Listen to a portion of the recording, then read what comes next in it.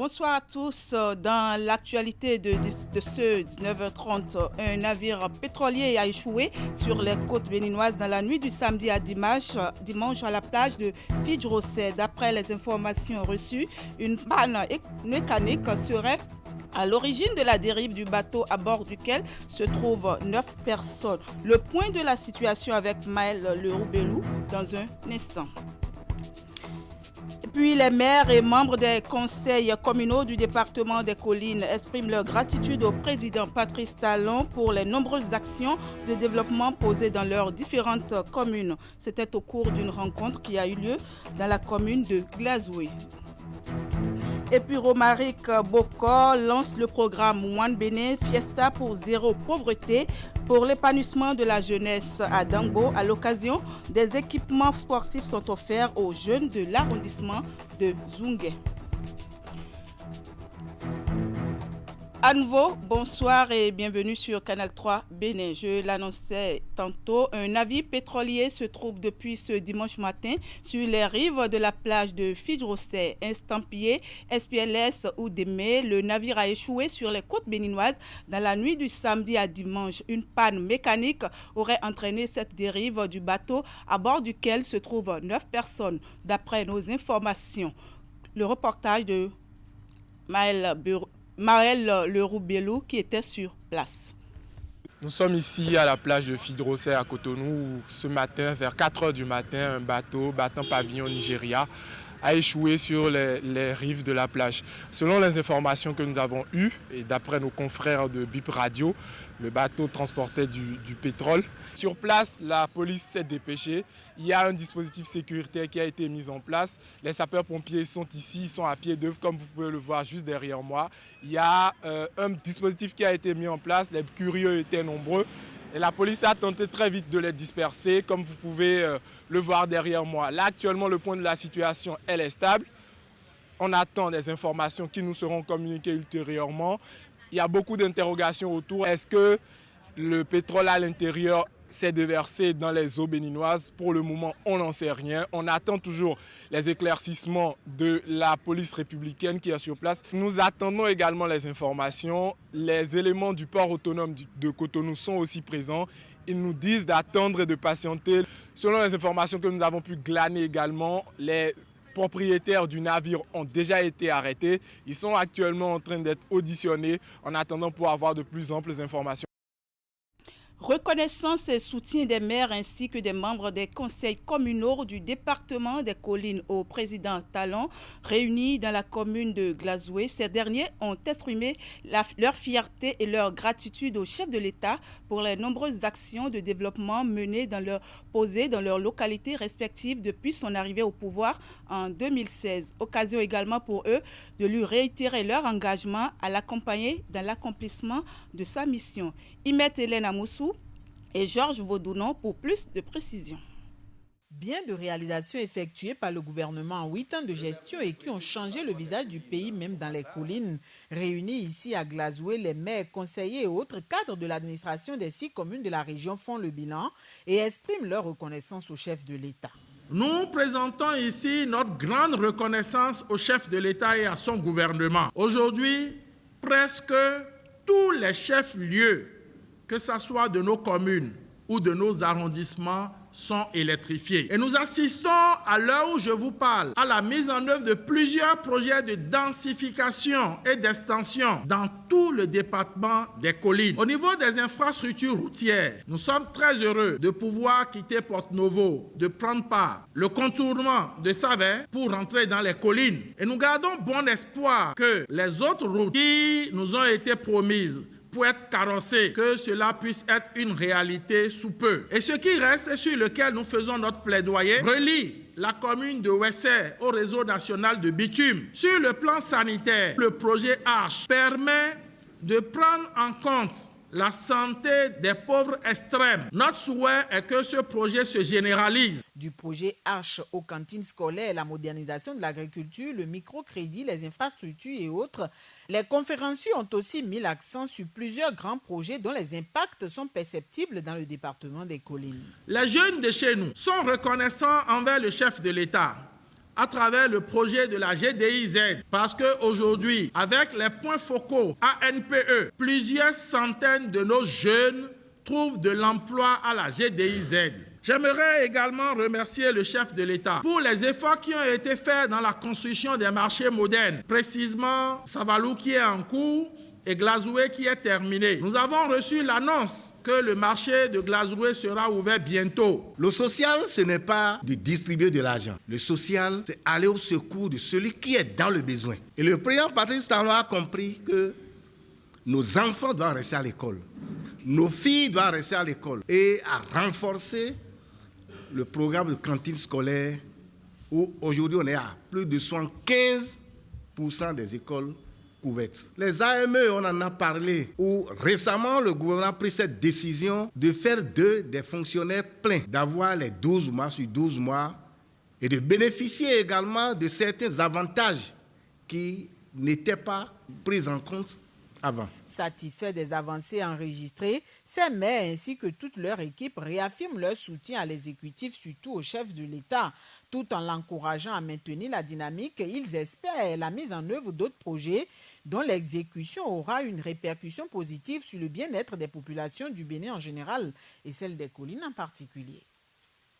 De Glazoué, rendons-nous à présent dans le département de l'Ouémé pour évoquer le programme One Bénin Fiesta pour zéro pauvreté, un projet initié par Romaric Boko qui vise l'épanouissement de la jeunesse sur les plans sportifs, sanitaires et de l'emploi et bien d'autres domaines. Le lancement de ce programme a eu lieu dans la commune de Dangbo et s'est matérialisé par la remise d'équipements sportifs aux jeunes de l'arrondissement de Zungué. Le reportage de Emma Rodonou et Thibaut Aroloupé.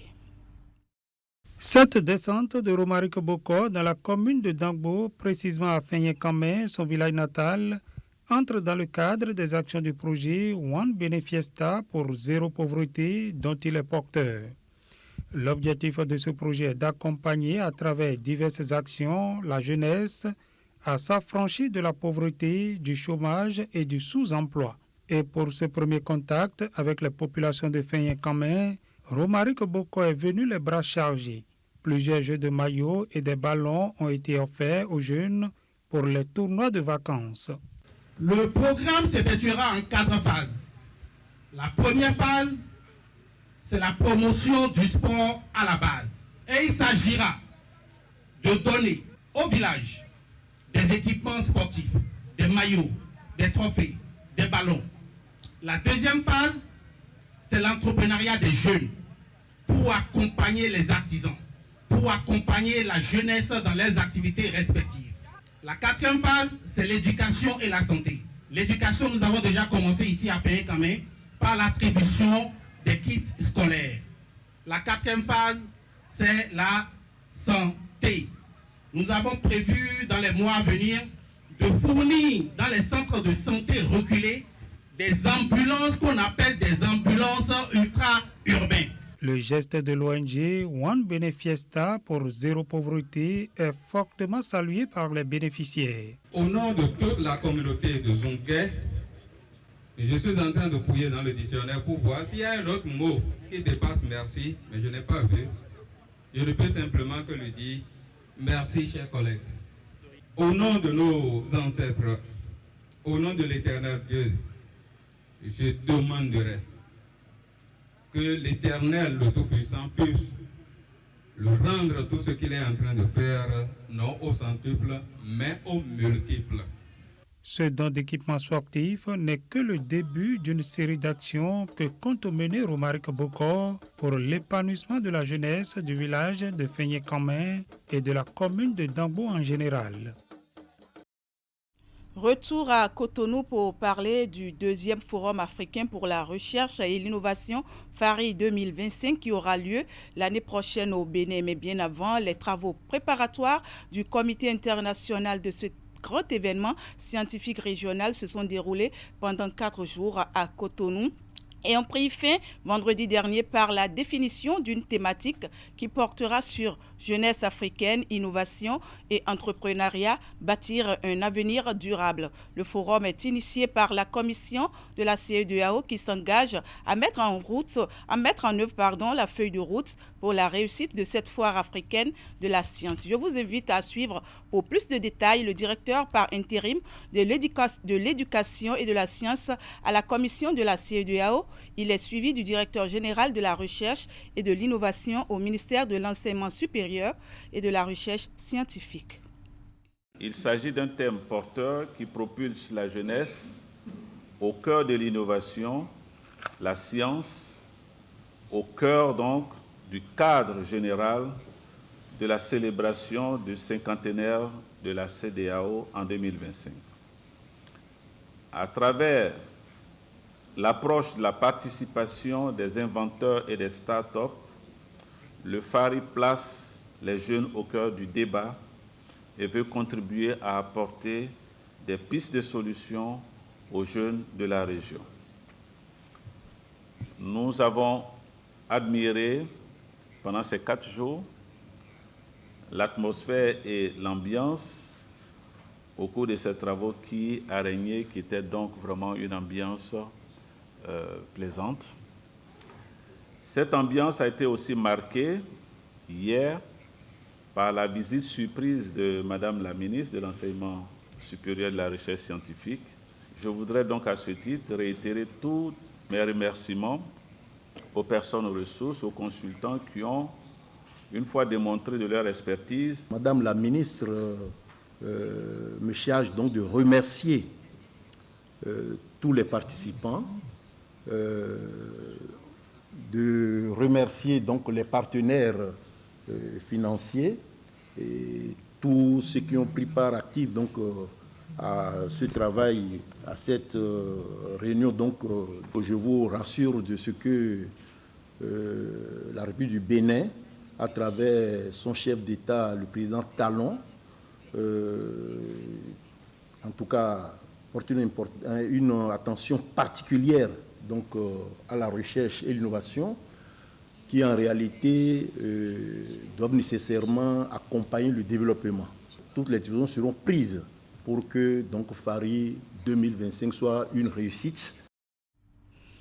Et puis, lancé mardi dernier, le colloque scientifique international axé sur le thème « Les cultures politiques en Afrique, militantisme, civisme et citoyenneté face aux défis de la consolidation démocratique » s'est achevé jeudi dernier à l'université d'Abomey-Calavi.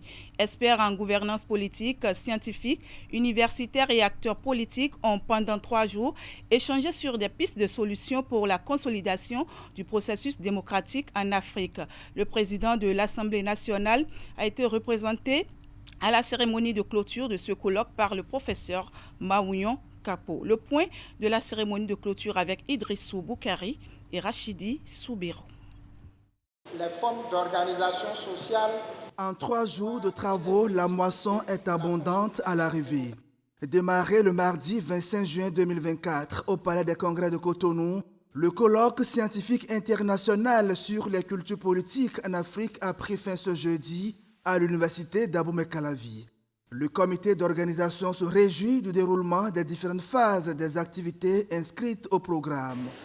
Pour nous, à l'Institut, nous pensons que dans la recherche des solutions, des voies et moyens pour la consolidation de la démocratie en Afrique, le temps de la réflexion est un temps précieux.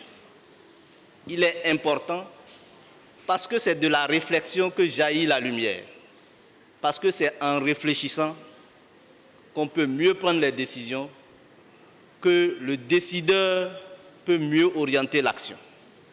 Et ce temps de réflexion, je crois que mon vœu le plus cher, c'est qu'il puisse se répéter, de sorte que d'autres initiatives de ce genre puissent se concrétiser. Le colloque était assez sensible.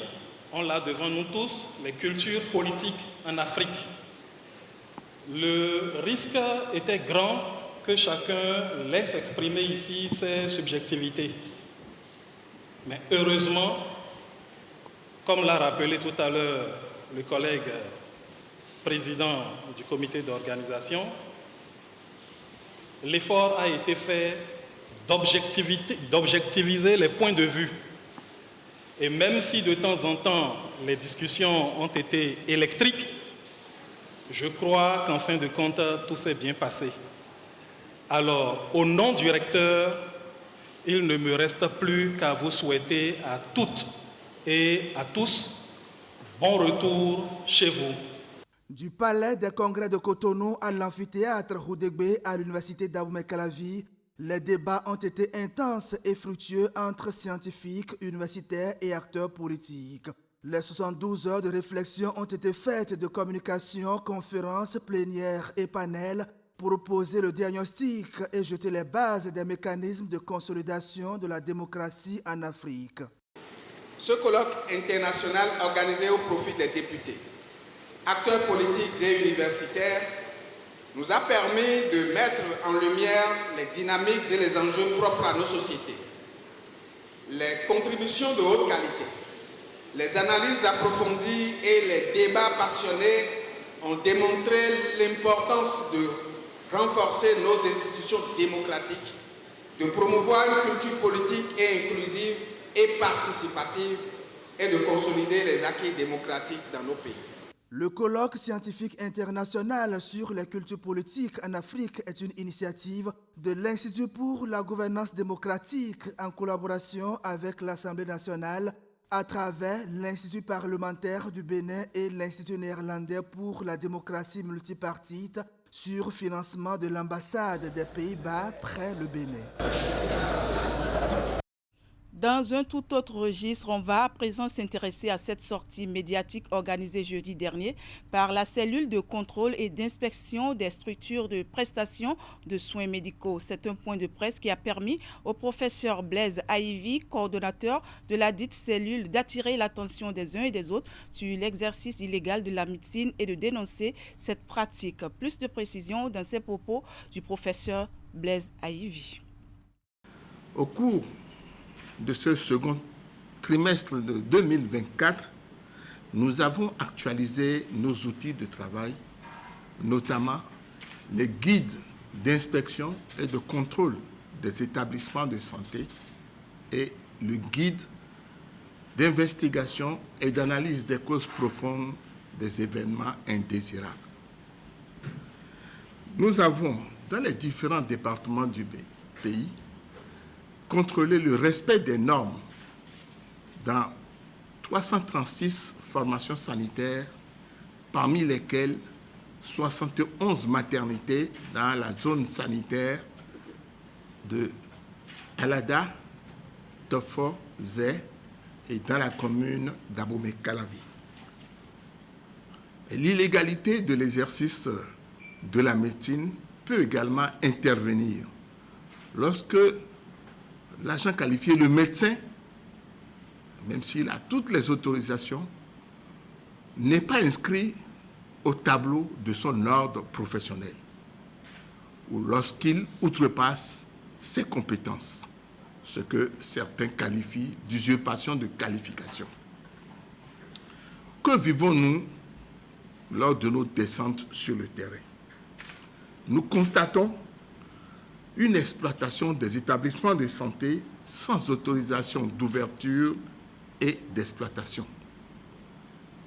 Des agents de santé qualifiés, voire des médecins qui font des prestations dans un établissement sans autorisation d'ouverture et d'exploitation. Parfois, c'est des professionnels de santé qui disposent de toutes les autorisations requises pour exploiter un établissement de santé, mais qui posent des actes qui dépassent leur cahier de charges.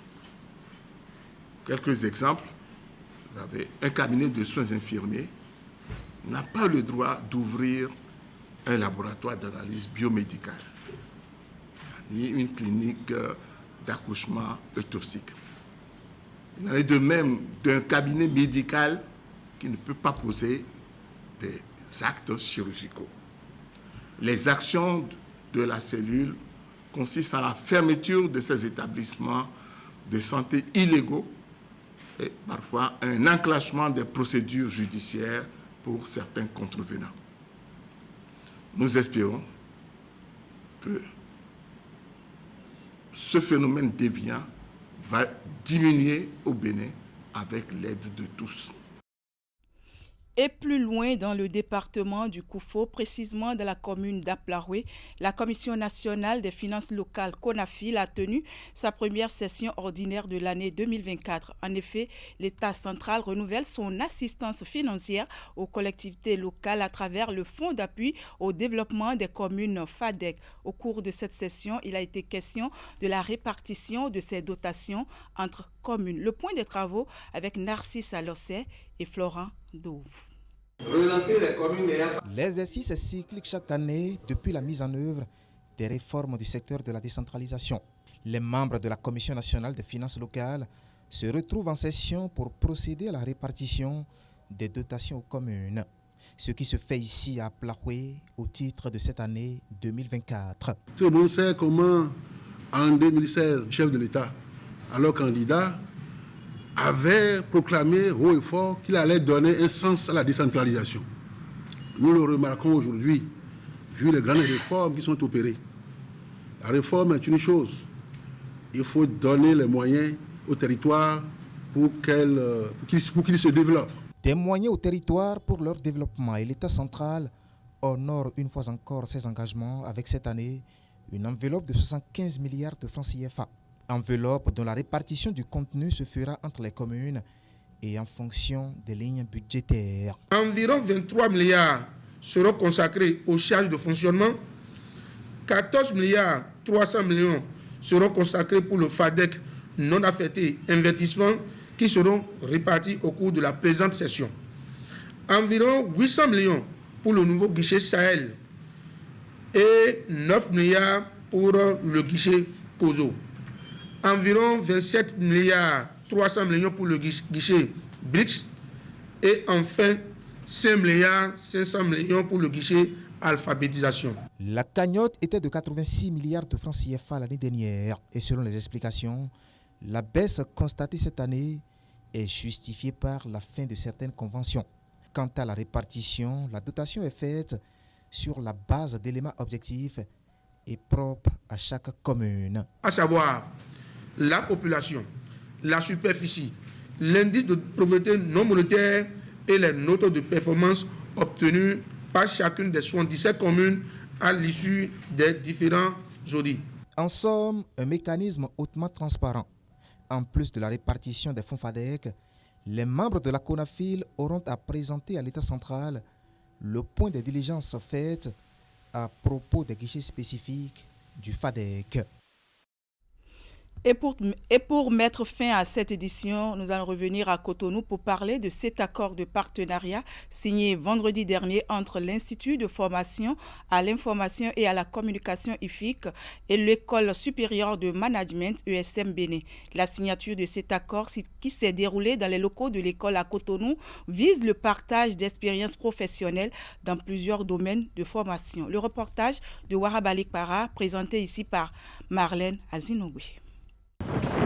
L'École supérieure de management ESM Bénin et l'Institut de formation à l'information et à la communication IFIC signent un accord de partenariat.